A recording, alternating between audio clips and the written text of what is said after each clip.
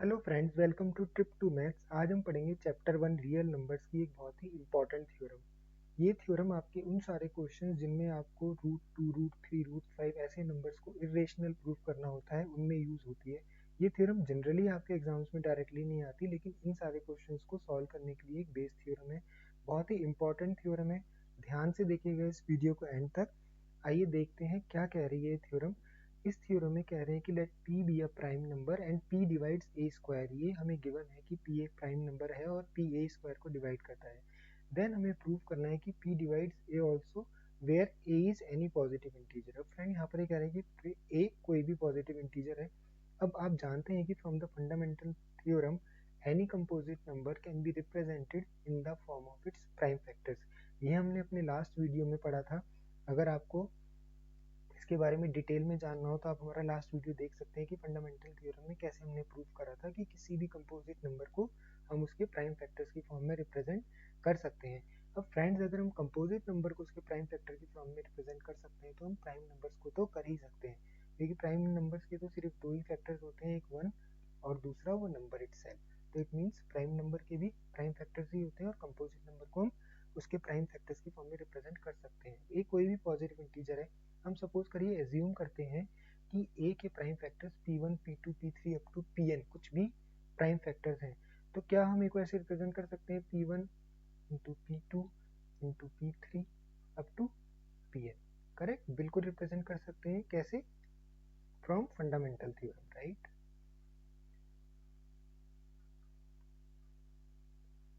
From fundamental theorem where where p1 comma p2 comma p3 up to pn are all prime, right? Are all prime factors. Correct, तो हम इसको इस form में represent कर सकते हैं। अब हमें गिवन है कि p divides a square.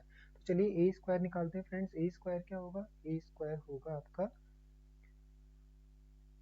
p1 p2 p3 up to pn। इसको हम दोबारा इससे मल्टीप्लाई कर देंगे, राइट? a को ऐसे मल्टीप्लाई करा तो इन सारे फैक्टर्स को आपस में मल्टीप्लाई करेंगे, p3 up to pn। Correct, अब इन्हें आपस में मल्टीप्लाई करेंगे तो क्या हो जाएगा? p1 p1 से मल्टीप्लाई होगा तो p1 स्क्वायर हो जाएगा, p2 p2 से मल्टीप्लाई होगा तो p2 स्क्वायर हो जाएगा, p3 p3 से मल्टीप्लाई होगा तो p3 स्क्वायर हो जाएगा। Similarly up to pn square. तो a स्क्वायर हमारा क्या हो जाएगा? p1 square, p2 square, p3 square up to pn square. अब हमें फर्दर क्वेश्चन में क्या गिवन है कि p divides a square. Now given p divides a square and p is a prime number also. तो इन दोनों स्टेटमेंट से क्या पता लग रहा है हमें कि p a स्क्वायर को डिवाइड भी कर रहा है और p एक प्राइम नंबर भी है। What it implies? Both these conditions implied that p is a prime factor of a square. Correct, देखिए p a को डिवाइड भी कर रहा है और p प्राइम भी है, तो इसका क्या मतलब होगा कि p a स्क्वायर का एक प्राइम फैक्टर है, राइट? करेक्ट, ये इसके प्राइम फैक्टर्स हैं। करेक्ट, और अब यहाँ पर हम कह रहे हैं कि p भी a स्क्वायर का प्राइम फैक्टर है। तो इट मीन्स कि p p1 p2 p3 pn में से ही कोई एक होगा। क्यों? Because of uniqueness of fundamental theorem. It means p belongs to, आप इसको ऐसे लिख सकते हैं, p belongs to a set of p1 comma p2 comma p3 up to pn। Correct, इनमें से ही एक होगा और इसका रीजन क्या होगा? Uniqueness of fundamental theorem. Uniqueness of fundamental theorem क्या है फ्रेंड्स? इसको लिख लेते हैं पहले, uniqueness of fundamental theorem. Uniqueness of fundamental theorem friends आपकी कहती है कि अगर एक नंबर है ए, सपोज करिए ए कोई पॉजिटिव इंटीजर है, तो उसके एक सेट ऑफ प्राइम फैक्टर्स ही हो सकते हैं, उसके multiple set of prime factors नहीं हो सकते। जैसे सपोज करिए एक नंबर है हमारा 30। यहाँ पर एग्जांपल के लिए 30 के प्राइम फैक्टर्स निकालते हैं हम। तो 30 के प्राइम फैक्टर्स क्या होंगे? 15, 5 3 जा 15 या 3 5 जा 15। आप किसी भी ऑर्डर में कर लीजिए, ऑर्डर कुछ भी हो सकता है, लेकिन इसके प्राइम फैक्टर्स यही होंगे 2 5 और 3। 30 के प्राइम फैक्टर्स। अगर मैं इसमें कोई और फैक्टर ऐड कर दूंगा, सपोज करिए मैं इसमें 2 एक और 2 मल्टीप्लाई कर दूं तो वो 60 के प्राइम फैक्टर्स बन जाएंगे।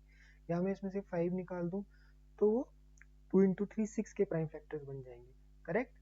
तो हमारे set of prime factor same रहेंगे, उनका ऑर्डर कुछ भी हो सकता है, ऑर्डर चेंज हो सकता है, लेकिन set of prime factor same ही रहेंगे। और यहाँ पर हमारे ए स्क्वायर के सेट ऑफ प्राइम फैक्टर्स ये थे। करेक्ट। इट मीन्स कि पी इन्हीं में से किसी को बिलोंग करेगा। अब हम ये जानते हैं कि P1 P2 P3 Pn तो ए के फैक्टर हैं। इट मीन्स कि P is also a factor of A, right. इसका मतलब यही हुआ ना कि P1 P2 P3 Pn थे इसके फैक्टर्स, और P इन्हीं में से कोई एक नंबर है तो P ए का फैक्टर होगा। And what it implies, P divides a. Correct. और यही हमको प्रूव भी करना था, hence proved. Correct friends, simple सी थ्योरम है और ये जनरली डायरेक्टली नहीं आएगी, लेकिन ये कॉन्सेप्ट आपको समझना जरूरी है, क्योंकि ये कॉन्सेप्ट आपके उन सारे क्वेश्चंस को सॉल्व करने में यूज होगा जहाँ पर आपको रूट 2 रूट 3 या इनफैक्ट आप कह सकते हैं किसी भी प्राइम फैक्टर के रूट को अगर आपको इरेशनल प्रूफ करना है, लेकिन ये सिर्फ प्राइम प्राइम नंबर्स के रूट्स को ही इरेशनल प्रूफ करने में यूज होगी। करेक्ट। अब देखिए यहाँ पर इंपॉर्टेंट चीज ये थी कि P जो था वो प्राइम नंबर ही था। अगर आप इस थ्योरम को इस तरीके से सपोज करें रिप्रेजेंट करेंगे कोई कंपोजिट नंबर से, तो यहाँ पर तब ये चीज़ एप्लीकेबल नहीं होगी। सपोज करिए एग्जांपल के लिए अगर हम कोई नंबर लें, सपोज करिए आप नंबर लेते हैं 80 36 ले लीजिए आप। 36 एक नंबर लेते हैं कोई, सपोज करिए 36 आपने एक नंबर लिया, राइट। 36 आपका 9 से डिवाइड हो जाएगा। करेक्ट। 9 4 जा 36। लेकिन ये सपोज करिए ए स्क्वायर है यहाँ पर, तो इसका ए क्या होगा, ए इसका 6 होगा। करेक्ट। 36 6 का ही तो ए स्क्वायर है, तो क्या 6 हमारा 9 से डिवाइड होगा? नहीं होगा। करेक्ट। क्यों नहीं होगा? क्योंकि 9 यहाँ पर हमारा प्राइम नंबर नहीं था, 9 हमारा यहाँ पर कंपोजिट नंबर है, राइट। प्राइम प्राइम नंबर वही होते हैं जिनके या तो वन फैक्टर होते हैं या वो खुद फैक्टर्स होते हैं। 9 का तो एक फैक्टर 3 भी है। अब अगर आप 36 को 3 से डिवाइड करें, करेक्ट, तो ये डिवाइड हो जाएगा, और इसका जो इस स्क्वायर का जो रूट होगा ए होगा 6 है, वो भी 3 से डिवाइड होगा। तो ये थ्योरम कहने का मतलब यहाँ पर ये है कि आप किसी भी प्राइम नंबर को के रिस्पेक्ट में करेंगे तो ये थ्योरम ट्रू होगी।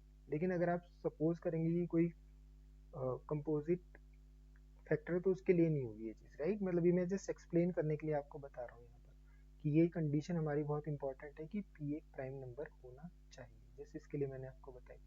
तो आगे इस एक्सरसाइज में, एक्सरसाइज 1.3 में आपके जितने भी क्वेश्चन होंगे वो इसी थ्योरम के बेसिस पर प्रूफ होंगे। ठीक है।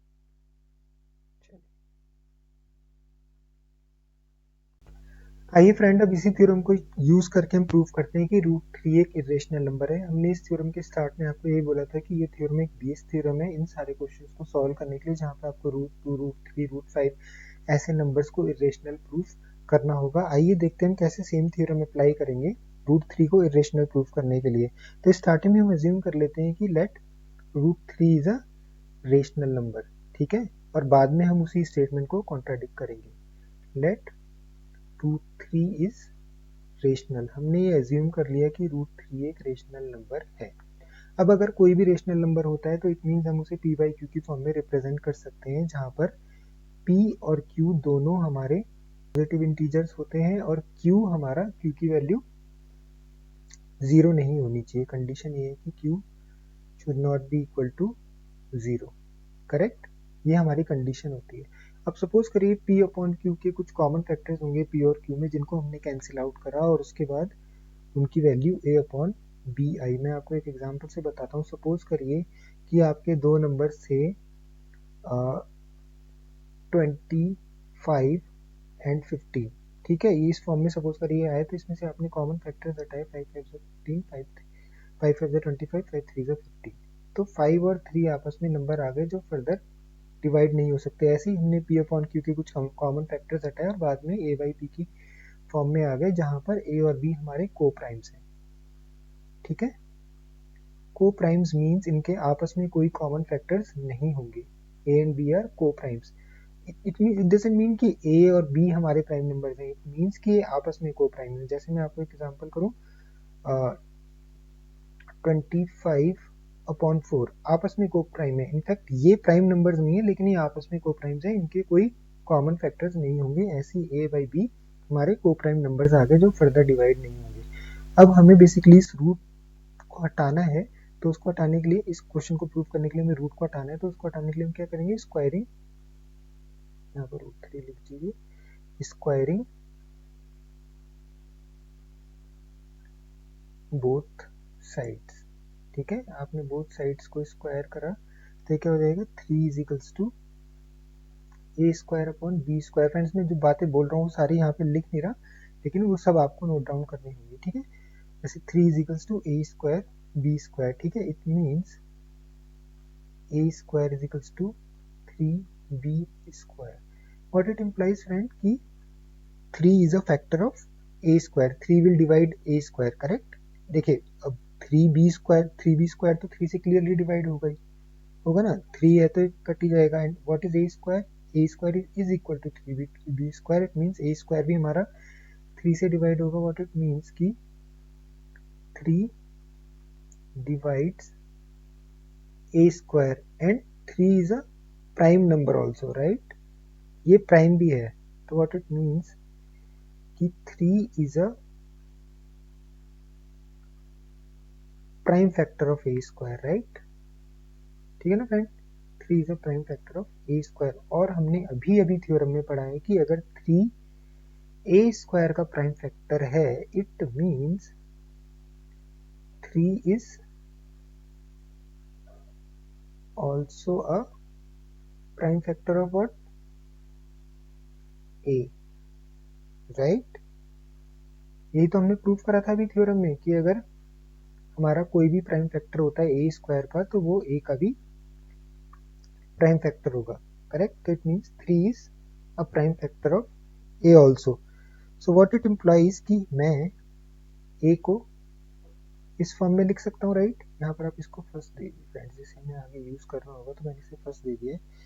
सपोज करिए ए को फिर मैं इस फॉर्म में लिख सकता हूँ, 3 इंटू सी, राइट, बिकॉज 3 तो कोई इसका एक प्राइम फैक्टर है ही, और ए की जो वैल्यू होगी किसी भी, हमने सपोज करिए जो रिमाइंडर जो इसके फैक्टर्स हैं उनका मल्टीप्लीकेशन सी है, तो हमने उसको सी से रिप्रेजेंट कर दिया कि हम सी को 3 से मल्टीप्लाई करेंगे तो हमारा ए आ जाएगा। ए तो इसका प्राइम फैक्टर है ही, बाकी के जो सेट ऑफ रिमेनिंग फैक्टर्स बचे, प्राइम फैक्टर्स, उन सबके मल्टीप्लीकेशन को हमने यहाँ पर सी से रिप्रेजेंट करा है।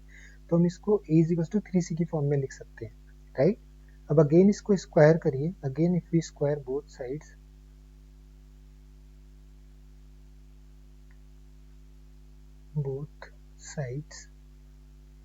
तो ये क्या हो जाएगा, a square is equals to 3 का स्क्वायर 9, c का स्क्वायर, राइट। तो फ्रेंड फर्स्ट इक्वेशन देखिए, आप आपकी फर्स्ट इक्वेशन क्या कह रही है कि a स्क्वायर की वैल्यू क्या है, 3b स्क्वायर, करेक्ट। तो मैं ए स्क्वायर को 3b स्क्वायर से रिप्लेस कर सकता हूँ। यहाँ पर मैंने इसे 3b स्क्वायर लिख दिया और यहाँ पर 9c स्क्वायर है ही। और इसका रीजन क्या है, फ्रॉम इक्वेशन 1, राइट। मैंने फर्स्ट इक्वेशन से ए स्क्वायर की वैल्यू 3b स्क्वायर से रिप्लेस कर दी। व्हाट इट मीन्स 3 से 3 कैंसिल होगा, सो वो बी स्क्वायर अगर मैं यहाँ पर छोड़ूँ तो बी स्क्वायर की क्या वैल्यू हो जाएगी, 9c स्क्वायर अपॉन 3, करेक्ट। 3 3 जा 9, तो इसकी क्या वैल्यू आ जाएगी, 3c स्क्वायर। अब देखिए फ्रेंड्स, बी स्क्वायर की वैल्यू है 3c square, correct. It means कि 3 is a factor of b square. अब 3c स्क्वायर 3 से डिवाइड होगा और 3c स्क्वायर की value equal to b square है। इट मीन्स बी स्क्वायर भी हमारा 3 से डिवाइड होगा। It means 3 divides b square, right, what it implies. और 3 हमारा अगेन प्राइम तो है ही ना, 3 is a prime factor of किसका, बी स्क्वायर का, राइट। और again using same theorem, 3 is a prime factor of b also, right। ठीक है, अब फ्रेंड्स स्टार्टिंग में चलिए क्वेश्चन के शुरू में हमने क्या लिखा था कि √3 is equals to a upon b, right, जहां पर a और b हमारे को प्राइम नंबर थे। इट मीन्स कि इनके आपस में कोई कॉमन फैक्टर्स नहीं थे, राइट। लेकिन यहाँ पर हमने प्रूफ कर दिया कि 3 जो है, अभी हमने प्रूफ करा कि 3 जो है वो आपका a का भी फैक्टर है और b का भी फैक्टर है, राइट। यही तो हमने इक्वेशन 1 में प्रूफ करा था और यहाँ पर हमने लास्ट में इसको b का फैक्टर भी प्रूफ कर दिया, राइट। व्हाट इट मीन्स कि ये स्टेटमेंट हमारी ट्रू नहीं है, करेक्ट। यही तो प्रूफ करती है कि ये जो हमने स्टेटमेंट लिखी थी हमारी स्टेटमेंट सही नहीं थी। अगर ये स्टेटमेंट सही होती तो इनके कोई भी कॉमन फैक्टर्स नहीं आते, लेकिन यहाँ पर हमने प्रूफ कर दिया कि 3 इसका एक कॉमन फैक्टर है। व्हाट इट इम्प्लाइज कि हमने जो एज्यूम करा था कि √3 एक रेशनल नंबर है, वो सही नहीं है, हमारा एजम्पशन गलत था। सो बाई कॉन्ट्राडिक्शन, अब आप इसको एंड में ऐसे लिखेंगे, बाई कॉन्ट्राडिक्शन